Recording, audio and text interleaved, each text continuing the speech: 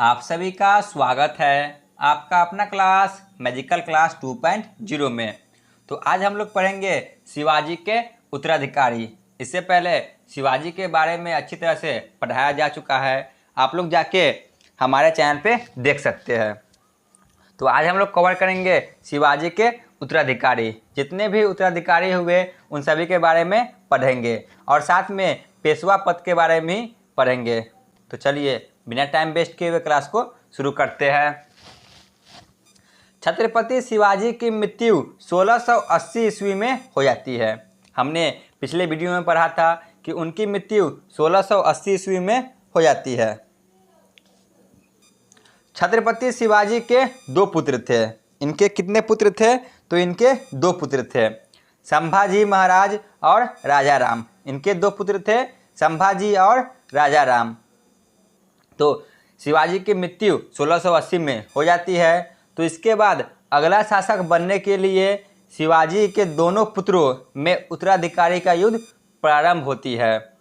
ठीक है, शिवाजी की मृत्यु 1680 में हो जाती है। तो इनके दो पुत्र थे, संभाजी और राजा राम। तो इन दोनों में अगला शासक बनने के लिए युद्ध प्रारंभ हो जाती है। तो राजा राम को पराजित कर अगला शासक संभाजी महाराज बन जाते हैं। वह युद्ध को जीत जाते हैं और मराठा साम्राज्य के अगला शासक संभाजी महाराज बनते हैं। तो चलिए संभाजी महाराज के बारे में पढ़ते हैं। छत्रपति संभाजी महाराज, इनका शासनकाल 1680 से 1689 ईस्वी तक रहा। छत्रपति शिवाजी के बाद अगला शासक संभाजी महाराज बने। मराठा साम्राज्य के शासक बनते ही इन्हें कई चुनौतियों का सामना करना पड़ा था। जब यह मराठा साम्राज्य के शासक बन गए तो इन्हें बहुत से समस्याओं को सामना करना पड़ा था। इन्हें अपने सौतेले भाई जो कि राजा राम था और कुछ दरबारी का भी सामना करना पड़ा था, जो उनके दरबार में मंत्री रहा करते थे, और उनके सौतेले भाई राजा राम का भी उनका सामना करना पड़ा था। इन सभी संघर्षों के लिए इन्होंने अपने सबसे विश्वासी व्यक्ति कवि कलश को अपना अधिकारी पद नियुक्त किया था। जो सबसे बड़ा पद था इन्होंने कवि कलश को प्रदान किया। तो आगे देखते हैं आगे क्या हुआ। इस समय मुगल साम्राज्य का शासक औरंगजेब थे। मुगल साम्राज्य के शासक औरंगजेब थे। तो इसी समय औरंगजेब का जो पुत्र था जिनका नाम शहजादा अकबर था, इन्होंने अपने पिता के विरुद्ध विद्रोह कर दिया और अपने आप को स्वतंत्र राजा घोषित कर दिया था। तो उसके बाद औरंगजेब अपने पुत्र का पीछा करते हैं और अकबर भागते हुए संभाजी महाराज के पास मराठा के क्षेत्र में आ जाते हैं। वह मराठा के क्षेत्र में पहुंच जाते हैं। इसके बाद संभाजी महाराज उन्हें शरण दे देते हैं। शरण देने के बाद जो औरंगजेब थे इनका पीछा कर रहे थे, तो यह भी मराठा क्षेत्र में पहुंच जाते हैं। इसके बाद संगमेश्वर का युद्ध जो कि 1689 ईस्वी में हुई थी। तो मुगल सेनापति मरखब्र खान ने संभाजी महाराज और कवि कलश को बंदी बना लिया। संगमेश्वर के युद्ध हुआ था जो कि 1689 में। तो इस युद्ध में मरखब्र खान ने संभाजी महाराज और जो कवि कलश था इन्हें बंदी बना लिया। उसके बाद 11 मार्च 1689 को औरंगजेब ने छत्रपति संभाजी महाराज और कवि कलश को बड़ी क्रूरता के साथ हत्या कर दी। इन्होंने कवि कलश और संभाजी महाराज की 1689 ईस्वी में हत्या कर दी। इसके बाद संभाजी का पुत्र जो कि शाहू महाराज थे, इन्हें भी औरंगजेब ने कैद कर लिया। उसके बाद अगला शासक बनते हैं राजा राम, जो कि संभाजी महाराज के सौतेले भाई थे। तो वह शासक बनते हैं 1689 से 1700 ईस्वी तक वह मराठा साम्राज्य के शासक बने रहे। तो इनके बारे में देख लेते हैं। संभाजी के बाद 1689 ईस्वी में राजा राम को नए छत्रपति के रूप में राज्याभिषेक कराया गया। राजा राम ने रायगढ़ से अपनी राजधानी स्थानांतरित कर सतारा को अपनी राजधानी बनाया। इससे पहले मराठा साम्राज्य की राजधानी रायगढ़ थी, लेकिन जब राजा राम राजा बन गए तो इन्होंने अपनी राजधानी इसे स्थानांतरित कर सतारा को बना दिया और बहुत समय तक सतारा ही मराठा साम्राज्य की राजधानी बनी रही। यह मुगलों की वजह से अपने साम्राज्य का ज़्यादा विस्तार नहीं कर पाते हैं। अंततः राजा राम मुगलों से संघर्ष करता हुआ 2 मार्च 1700 ईस्वी में मारा गया। तो इसके बाद अगला शासक बनते हैं शिवाजी द्वितीय। इनके बारे में देख लेते हैं। राजा राम की मृत्यु के बाद उसकी विधवा पत्नी जो कि ताराबाई थी, अपने 4 वर्षीय पुत्र शिवाजी द्वितीय का राज्याभिषेक करवाकर मराठा साम्राज्य की वास्तविक संरक्षक बन गई। राजा राम की मृत्यु के बाद जो उनका पुत्र था शिवाजी द्वितीय, तो इनकी विधवा पत्नी ताराबाई ने इसका राज्याभिषेक करवाया और इसका संरक्षक बन के मराठा साम्राज्य को चलाने लगे। इसके बाद 1707 ईस्वी में औरंगजेब की मृत्यु हो जाती है। इसके बाद उसका पुत्र शाह आलम राजगद्दी पर बैठते हैं।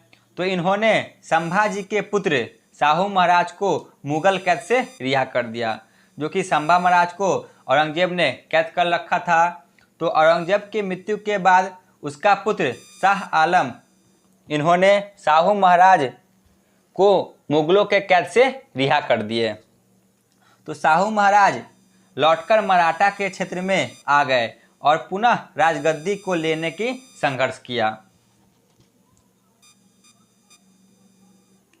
तो इसी के बीच में खेरा का युद्ध हुआ 1707 ईस्वी में।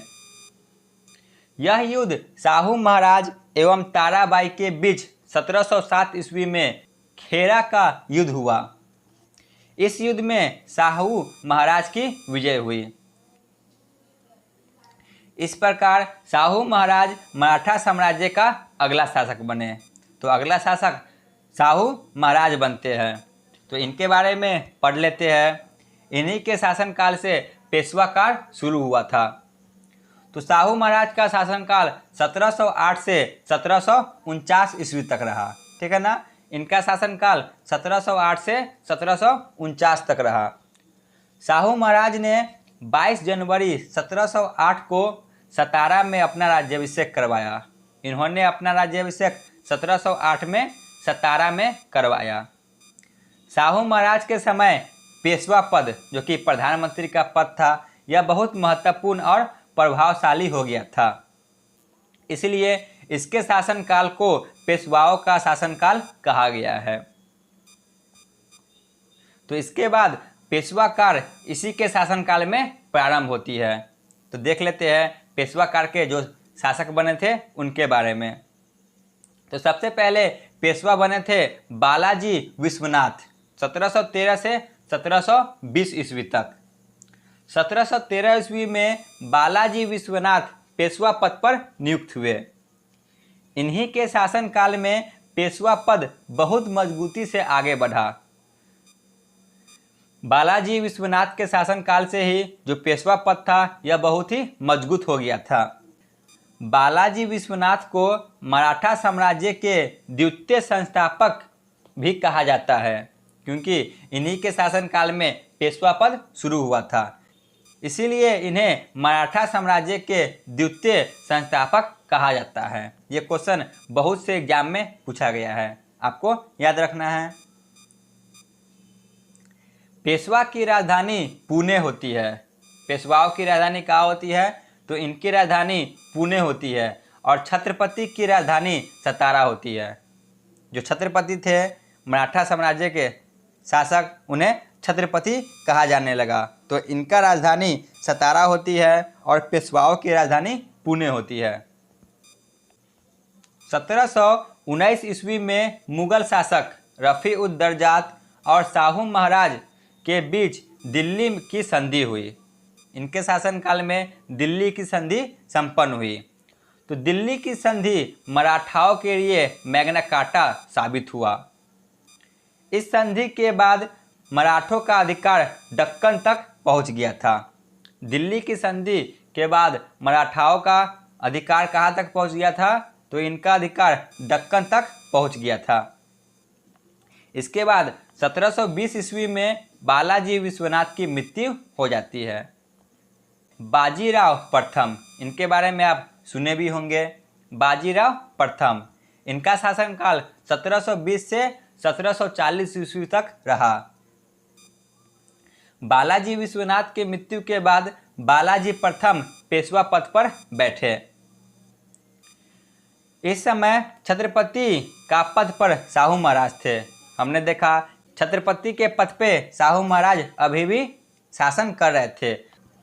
बाजीराव प्रथम के शासनकाल से पेशवा पद वंशानुगत हो गई, यानी कि यह वंशानुगत हो गई। पिता के बाद उसका पुत्र शासक बनेगा। किनके शासनकाल में हुआ था वंशानुगत पेशवा पद? तो यह बाजीराव प्रथम के शासनकाल से पेशवा पद वंशानुगत हो गई। बाजीराव प्रथम अपने शासनकाल में कोई भी युद्ध नहीं हारा था। इन्होंने लगभग 40 बरस युद्ध किए, परंतु इन्होंने कोई भी युद्ध नहीं हारा था। ये भी मोस्ट वीवीआई क्वेश्चन है। ये पूछा जाता है कि वह कौन पेशवा थे जिन्होंने एक भी युद्ध नहीं हारे थे? तो बाजीराव प्रथम। बाजीराव प्रथम पहले मराठा थे जिन्होंने उत्तर भारत का विस्तार किया था। इन्होंने उत्तर भारत में भी विस्तार किया था, जो कि मुगलों का शासन उस समय चल रहा था, फिर भी इन्होंने उत्तर भारत में विस्तार किया। इन्होंने मुगलों से मालवा, गुजरात, बुंदेलखंड जीतकर अपने साम्राज्य में मिला लिया। पारखेला का युद्ध, इनके बारे में देख लेते हैं। तो 7 मार्च 1728 ईस्वी में बाजीराव प्रथम एवं निजामुल मुल्क के बीच हुआ। जो पारखेला का युद्ध है यह बाजीराव प्रथम एवं निजामुल मुल्क के बीच में हुआ था। इस युद्ध में निजामुल मुल्क की हार हुई और बाजीराव प्रथम की विजय हुई थी। दिल्ली पर आक्रमण करने वाला प्रथम पेशवा बाजीराव प्रथम था। मोस्ट वीवीआई, दिल्ली पर आक्रमण करने वाला प्रथम पेशवा कौन था? तो वह थे बाजीराव प्रथम। इसने 29 मार्च 1737 को दिल्ली पर धावा बोला था। उस समय मुगल बादशाह मोहम्मद शाह रंगीला थे। दिल्ली छोड़ने के लिए यह तैयार हो गया था। जो मोहम्मद शाह रंगीला थे, जब बालाजी प्रथम ने हमला किया तो यह दिल्ली छोड़ने तक को राजी हो गए थे। बाजीराव प्रथम मस्तानी नामक महिला से संबंध होने के कारण चर्चित में रहा था। जो मस्तानी जानते हैं, बाजीराव मस्तानी, जिनका फिल्म भी बना हुआ है, देख सकते हैं आप लोग। तो बाजीराव प्रथम मस्तानी नामक महिला से संबंध के कारण चर्चित में थे। बाजीराव प्रथम की मृत्यु 1740 ईस्वी में हो जाती है। इनकी मृत्यु कब हो जाती है?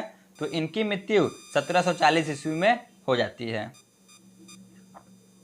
देख लेते हैं इनका जीवन परिचय, जो इनका विवाह हुआ था और इनके पुत्र के बारे में। ये मोस्ट वीवीआई स्लाइड है। आपको इस स्लाइड को अच्छी तरह से समझ लेना है, जिससे आपको आगे समझने में दिक्कत नहीं होगा।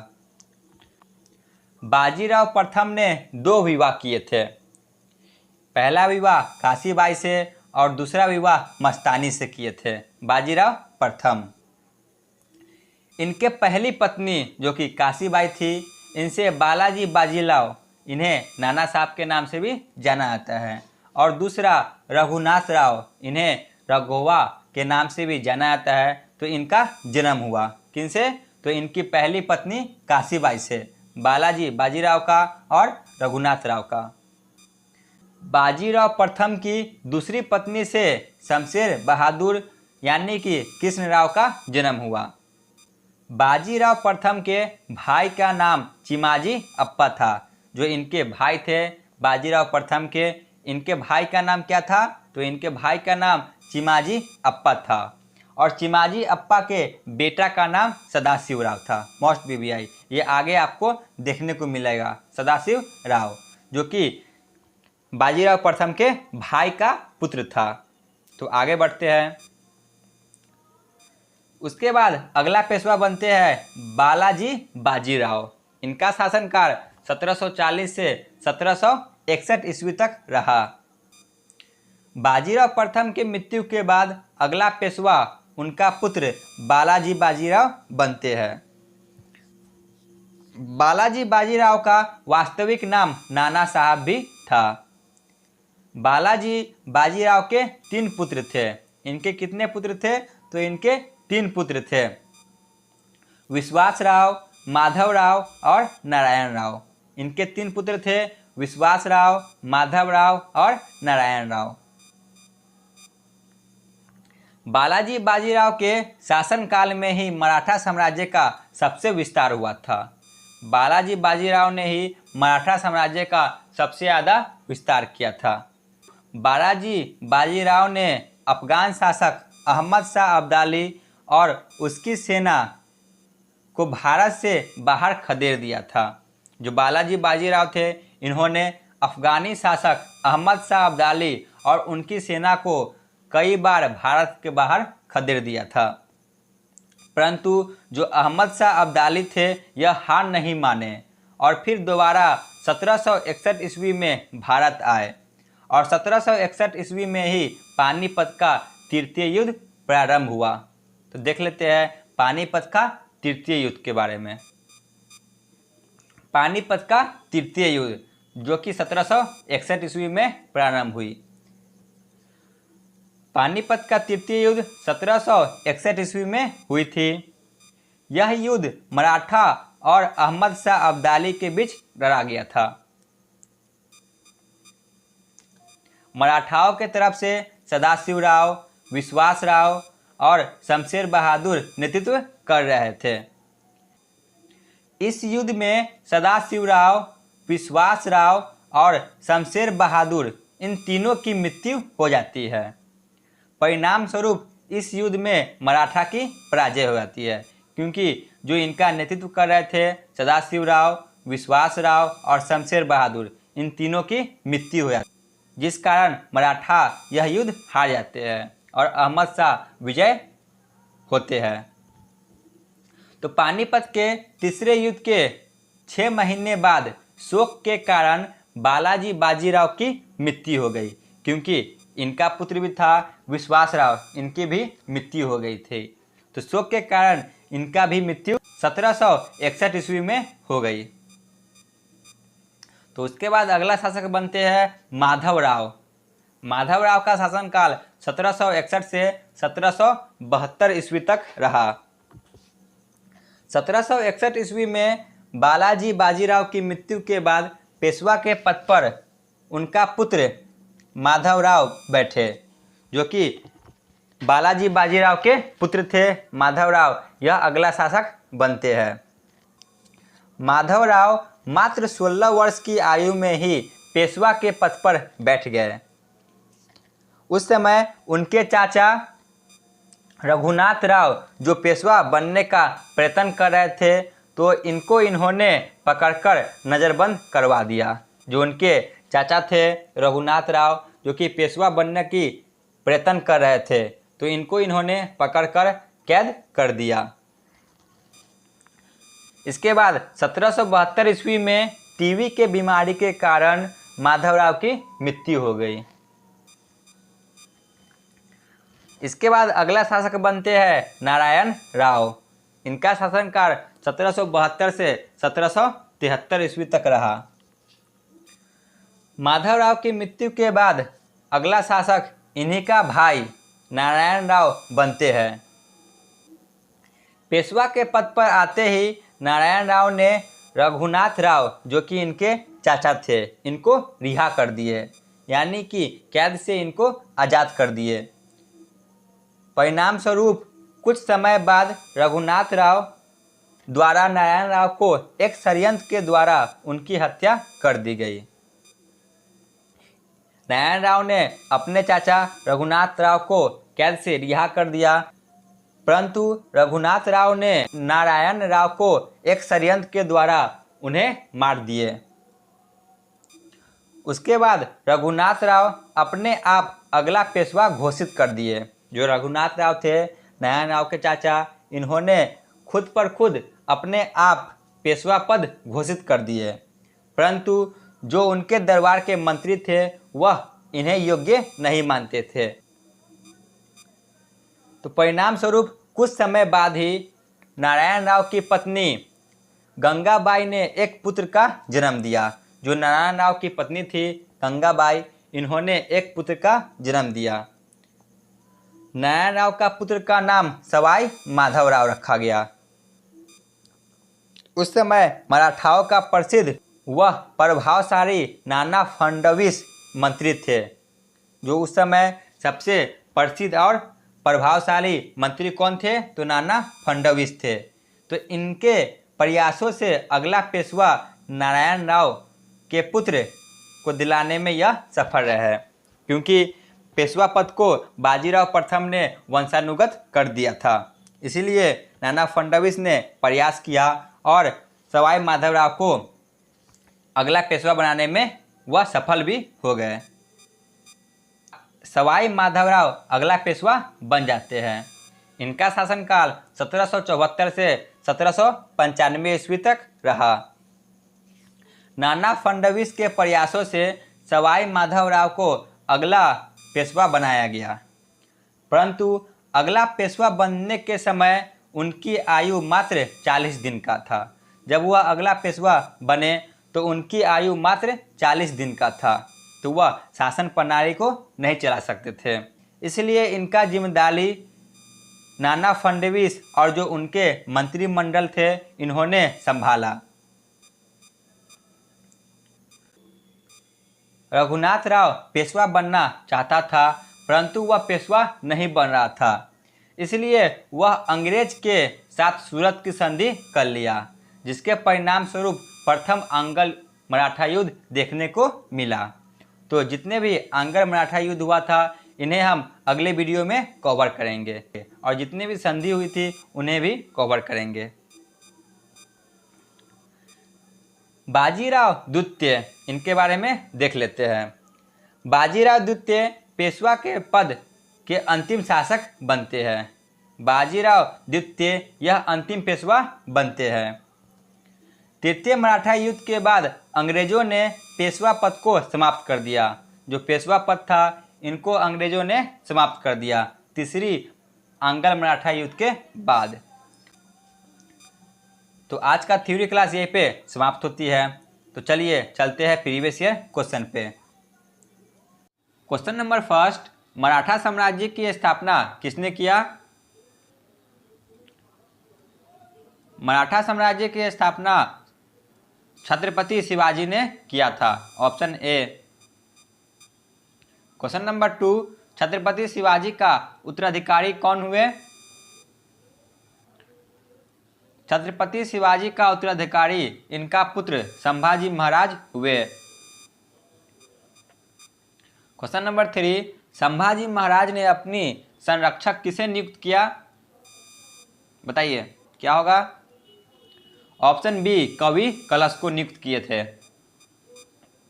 क्वेश्चन नंबर फोर, औरंगजेब ने छत्रपति संभाजी महाराज और कवि कलश को बड़ी क्रूरता से कब हत्या कर दी?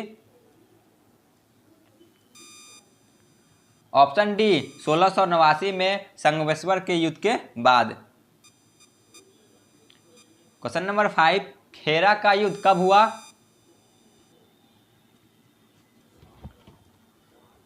ऑप्शन ए, 1707 में। सर्वप्रथम पेशवा के पद पर कौन नियुक्त हुए? सर्वप्रथम पेशवा के पद पर बालाजी विश्वनाथ नियुक्त हुए, ऑप्शन ए। मराठा साम्राज्य के द्वितीय संस्थापक के नाम से किन्हें जाना जाता है? मोस्ट वीवीआई है, ये एसएससी सीजीएल में पूछा गया क्वेश्चन है। ऑप्शन ए, बालाजी विश्वनाथ को मराठा साम्राज्य के द्वितीय संस्थापक के रूप में जाना जाता है। क्वेश्चन नंबर 8, पेशवाओं ने अपनी राजधानी किसे बनाया? पेशवाओं ने अपनी राजधानी पुणे को बनाया। Option D. क्वेश्चन नंबर 9, किनके शासनकाल से पेशवा का पद वंशानुगत हो गई? बताइए क्या होगा। ऑप्शन सी, बाजीराव प्रथम के शासनकाल से। क्वेश्चन नंबर 10, पेशवा पद का अंतिम शासक कौन बने? ऑप्शन सी, बाजीराव द्वितीय बने। चलते हैं आज की क्लास के अंतिम प्रश्न पे। किस युद्ध के बाद अंग्रेजों द्वारा पेशवा पद समाप्त कर दी गई? ऑप्शन सी, तृतीय आंगड़ मराठा युद्ध के बाद जो पेशवा पद था इसे समाप्त कर दी गई। तो आज का क्लास यहीं पे समाप्त होती है। आप लोग कमेंट में जरूर बताएं कि आपको यह क्लास कैसा लगा। धन्यवाद।